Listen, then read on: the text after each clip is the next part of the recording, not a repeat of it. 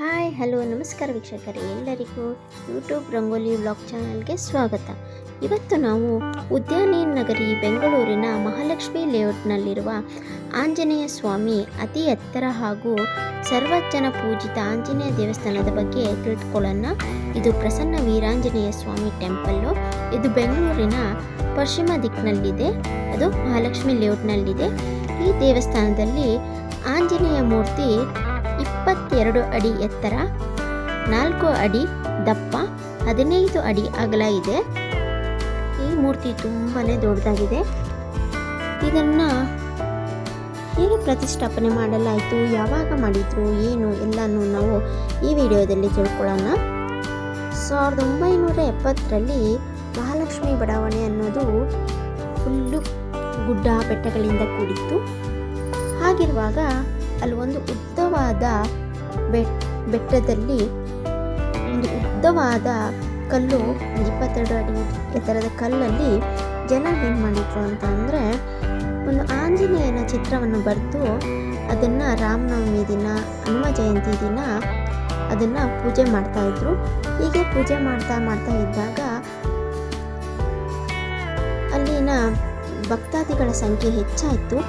ಆವಾಗ ಈ ರೀತಿ ಪೂಜಿಸೋದನ್ನು ನೋಡಿ ಇದನ್ನು ಒಂದು ಶಿಲೆ ಮಾಡಿ ಕೆತ್ತಬೇಕು ಅಂತ ನಿರ್ಧಾರ ಮಾಡಿ ಕಮಿಟಿಯವರೆಲ್ಲ ಸೇರಿ 1976ರ ಜೂನ್ 1ರಂದು ಇದರ ಪ್ರಾಣ ಪ್ರತಿಷ್ಠಾಪನೆಯನ್ನು ಮಾಡಿದ್ದಾರೆ.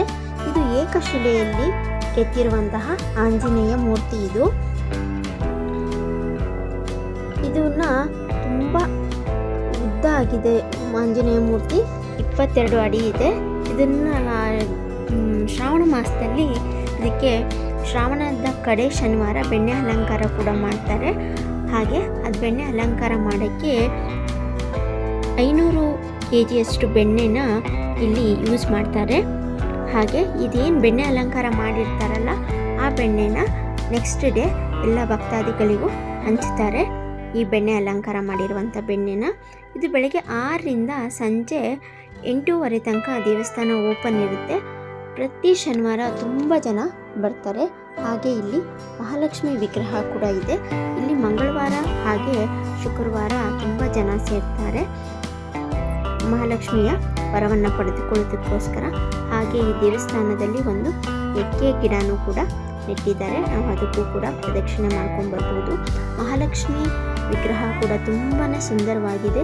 ನೋಡೋಕ್ಕೆ 2 ಕಣ್ಣು ಸಾಲಲ್ಲ. ಅದನ್ನು ಕೂಡ ಕಪ್ಪು ಶಿಲೆಯಲ್ಲಿ ಕೆತ್ತಿದ್ದಾರೆ. ಹಾಗೆ ಇಲ್ಲಿ ಯೋಗ, ಸಾಂಸ್ಕೃತಿಕ ಕಾರ್ಯಕ್ರಮಗಳನ್ನು ನಡೆಸ್ಕೊಡೋಕ್ಕೋಸ್ಕರ ಅಲ್ಲಿ ಒಂದು ಹಾಲ್ ಕೂಡ ಇದೆ. ಅಂದರೆ ತುಂಬಾ ಜಾಗ ಇದೆ. ಅಲ್ಲಿ ಸಾಂಸ್ಕೃತಿಕ ಕಾರ್ಯಕ್ರಮಗಳೆಲ್ಲ ನಡೀತವೆ. ಹಾಗೆ ಶನಿವಾರ ತುಂಬಾ ಜನ ಸೇರ್ತಾರೆ. ಪ್ರತಿ ಶನಿವಾರ ಇಲ್ಲಿ ಒಡೆ ಅಲಂಕಾರ ಮಾಡಿಸ್ದೊಡ್ಡು ಪೂಜೆ ಎಲ್ಲ ಮಾಡ್ತಾರೆ. ಈವನ್ ಬೇರೆ ದೇಶಗಳಲ್ಲೂ ಒಡೆ ಅಲಂಕಾರ ಮಾಡ್ತಾರೆ. ಹಾಗೆ ಏನು ಅಲಂಕಾರ ಮಾಡಿರೋ ಒಡೆಗಳನ್ನು ರಾತ್ರಿ 8 ಗಂಟೆಗೆ ಪೂಜೆ, 8:30ಗೆ ಒಂದು ಮಹಾಮಂಗಳಾರತಿ ಆದಮೇಲೆ ಆ ಒಡೆಗಳನ್ನು ಜನರಿಗೆ ಪ್ರಸಾದವಾಗಿ ಕೊಡ್ತಾರೆ. ಹಾಗೆ ಇಲ್ಲಿ ಅಮೃತ ಶಿಲೆಯಲ್ಲಿ ಕೆತ್ತಿರುವಂತಹ ಗಣಪತಿ, ಲಕ್ಷ್ಮಿ, ಹಾಗೆ ರಾಮ, ಸೀತಾ, ಲಕ್ಷ್ಮಣ, ಹನುಮಂತನ ವಿಗ್ರಹ ಕೂಡ ಇದೆ. ಹಾಗೆ ಈ ದೇವಸ್ಥಾನಕ್ಕೆ ಬಂಗಾರ ಶಿಲೆಯಲ್ಲಿ ಬಂಗಾರದಲ್ಲಿ ಮಾಡಿರುವಂತಹ ಕಳಶ ಕೂಡ ಇದೆ. ಫಸ್ಟು ಇದು ತಾಮ್ರದಲ್ಲಿತ್ತು.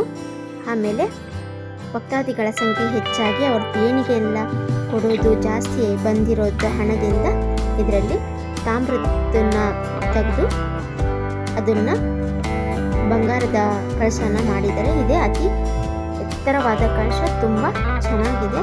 ಹಾಗೆ ನಾವು ಅವತ್ತು ವಿಸಿಟ್ ಮಾಡಿದ ದಿನ ವೈಕುಂಠ ಏಕಾದಶಿಯ ಪೂಜೆ ನಡೀತಾ ಇತ್ತು.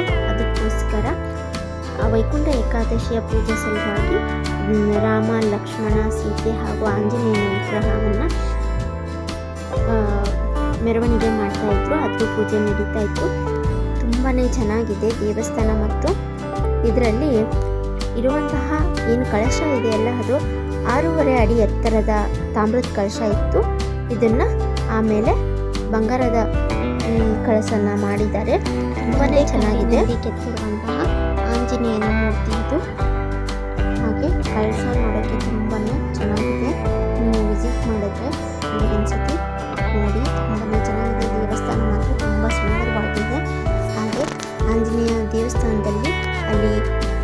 ಕಡೆಯೂ ಆಂಜನೇಯನ ಚಾಲೀಸನ್ನು ಬರೆದಿದ್ದಾರೆ, ಹನುಮಾನ್ ಚಾಲೀಸನ್ನು ಕೂಡ ಕೆತ್ತಲಾಗಿದೆ. ಹಾಗೆ ಒಂದು ಇಲ್ಲಿ ಗ್ರಂಥಾಲಯ ಕೂಡ ಇದೆ. ಅಲ್ಲಿ ಕೋದಂಡರಾಮನ ವಿಗ್ರಹ ಮತ್ತು ಧ್ಯಾನ ರೂಪದಲ್ಲಿರುವಂಥ ಆಂಜನೇಯನ ವಿಗ್ರಹ ಕೂಡ ಇದೆ. ತುಂಬಾ ಚೆನ್ನಾಗಿದೆ. ಇಲ್ಲಿ ಹೋಗಿ ಧ್ಯಾನನೂ ಕೂಡ ಮಾಡ್ಬೋದು. ತುಂಬ ನೆಮ್ಮದಿ ಕೂಡ ಸಿಗುತ್ತೆ ಇಲ್ಲಿ ಕೂತ್ಕೊಂಡ್ರೆ. ಹಾಗೆ ಲೈಬ್ರರಿ ಕೂಡ ಇದೆ ಈ ದೇವಸ್ಥಾನದಲ್ಲಿ. ಯಾರು ಇಂಟ್ರೆಸ್ಟ್ ಇರ್ತಾರೋ ಅವರು ಲೈಬ್ರರಿಯಲ್ಲಿ ಕೂತ್ಕೊಂಡು ಕೂಡ ಓದ್ಕೋಬೋದು. ತುಂಬಾ ಚೆನ್ನಾಗಿದೆ ನೋಡಿ. ಇಲ್ಲಿ ರಾಮನ ಧ್ಯಾನ ಕೂಡ ಮಾಡ್ಬೋದು ಕೂತ್ಕೊಂಡು. ಯಾರು ಗಲಾಟೆ ಮಾಡಲ್ಲ, ತುಂಬ ನಿಶಬ್ದವಾಗಿರುತ್ತೆ. ಇಲ್ಲಿ ಆಂಜನೇಯನ ಧ್ಯಾನಾಸಕ್ತರಾಗಿ ಕೂತ್ಕೊಂಡಿರುವಂಥ ಮೂರ್ತಿ ಇದೆ. ಹಾಗೆ ಇದು ಕೋದಂಡರಾಮನ ಮೂರ್ತಿ ಕೂಡ ಇದೆ. ತುಂಬಾ ಚೆನ್ನಾಗಿದೆ. ತುಂಬ ಜನ ಬರ್ತಾರೆ. ಶನಿವಾರ ಮಾತ್ರ ತುಂಬ ರಶ್ ಆಗಿರುತ್ತೆ. ಬಟ್ ದೇವಸ್ಥಾನ ಮಾತ್ರ ತುಂಬಾ ಚೆನ್ನಾಗಿದೆ. ಶಿಲೆಯನ್ನು ನೋಡೋಕ್ಕೆ ತುಂಬ ಕುತೂಹಲ ಬರುತ್ತೆ. ಹಾಗಾದರೆ ವೀಕ್ಷಕರು, ಎಲ್ಲರಿಗೂ ಈ ವಿಡಿಯೋ ಇಷ್ಟ ಆಗಿದೆ ಅಂತ ತಿಳ್ಕೊತೀನಿ. ಇನ್ನೊಂದು ಹೊಸ ವಿಡಿಯೋ ಜೊತೆ ನಿಮ್ಮನ್ನು ಭೇಟಿ ಆಗ್ತೀನಿ. ಅಲ್ಲಿವರೆಗೂ ನನ್ನ ಚಾನಲನ್ನು ಯಾರು ಸಬ್ಸ್ಕ್ರೈಬ್ ಮಾಡಿಲ್ಲ, ಈಗಲೇ ಸಬ್ಸ್ಕ್ರೈಬ್ ಮಾಡಿ. ಹಾಗೆ ಪಕ್ಕದಲ್ಲಿರುವ ಬೆಲ್ ಐಕಾನನ್ನು ಕ್ಲಿಕ್ ಮಾಡಿ.